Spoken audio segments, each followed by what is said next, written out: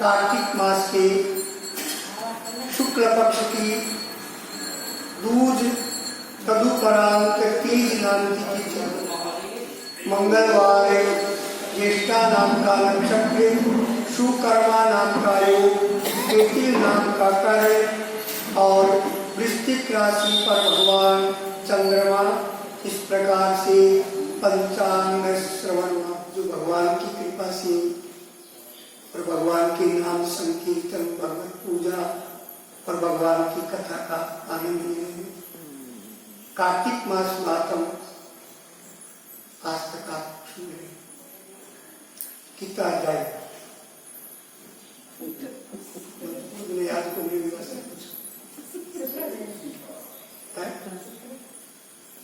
दो दिनों तो कथा हुई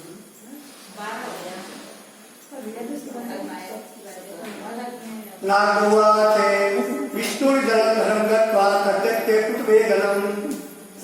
नारद जी राजा पशु से बता रहे, राजन विष्णु उस जलंधर के नगर में जाकर के वृंदा का पातिव्रत्य धर्म भंग करने का विचार किया और वृंदा का पातिव्रत्य धर्म विचार करके और इसके बाद में वृंदा देवी ने स्वप्न में पति को वेश्या पर चढ़े, तेल लगाए, नंगे शरीर में देखा और वह काले फूल की माला पहने कच्चे मांस के खाने वाले जीवों से सेवित होकर के दक्षिण दिशा की ओर जा रहा था।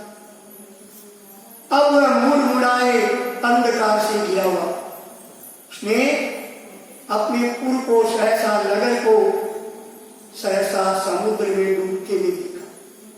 स्वपुरम सागरे मग्नम सह सेवात पुनाशय, समुद्र में उसने डूबते देखा और उसी समय वह जाग गई।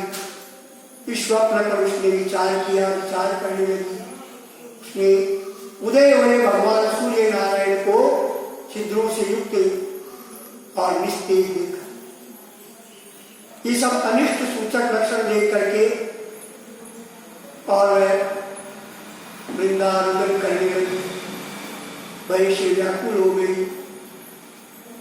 और उसे पूर्व और अटारी आदि भूमि में कहीं भी सुख नहीं मिला। तब दो सखियों को साथ में लेकर के और नगर के समीप वाले बगीचे में आई। सर्कस्ताशा पर्वत वाला भयभीत यानी डरी हुई उस बाला में और इधर उधर जब भ्रमण करने लगी, लेकिन उसको कहीं भी शांति नहीं मिली। तो एक बाग से दूसरे बाग में गई, लेकिन सुख का मुख नहीं देख सकी। भ्रमण करती हुई वृंदा ने सिंह के मुख और नाड़ नेत्रों से भयंकर डरावनी सूरत वाले दो राक्षसों को वहां देखा।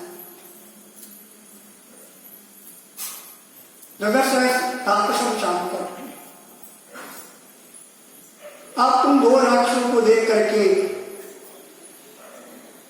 और वह डर के मारे इधर उधर भागने में तत्पर हो गए।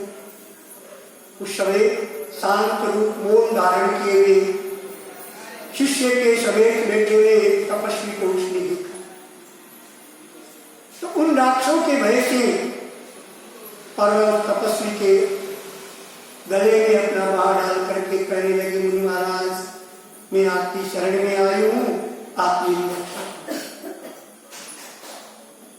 तो तपस्वी मुनि ने राक्षसों के द्वारा डराई गई हुई वृंदा को व्याकुल देखा। देख करके दोनों भयानक राक्षसों को अपने हुंकार से भगा दिया। हुंकार मात्र से डर के भागे हुए उन राक्षसों को देखा, देख करके दंडवत प्रणाम किया। प्रणाम करके और वह वृंदा कहने लगी कि रक्षिता हमकोया, हे कृपाली है, आपने इस घोर भय से मेरी रक्षा की। अब मैं आपसे कुछ प्रार्थना करना चाहती हूं, आप कृपा करके और मेरी प्रार्थना को सुनिए। वृंदा ने कहा, प्रभु मेरा पति जलंधर रुद्र के साथ में युद्ध करने गया।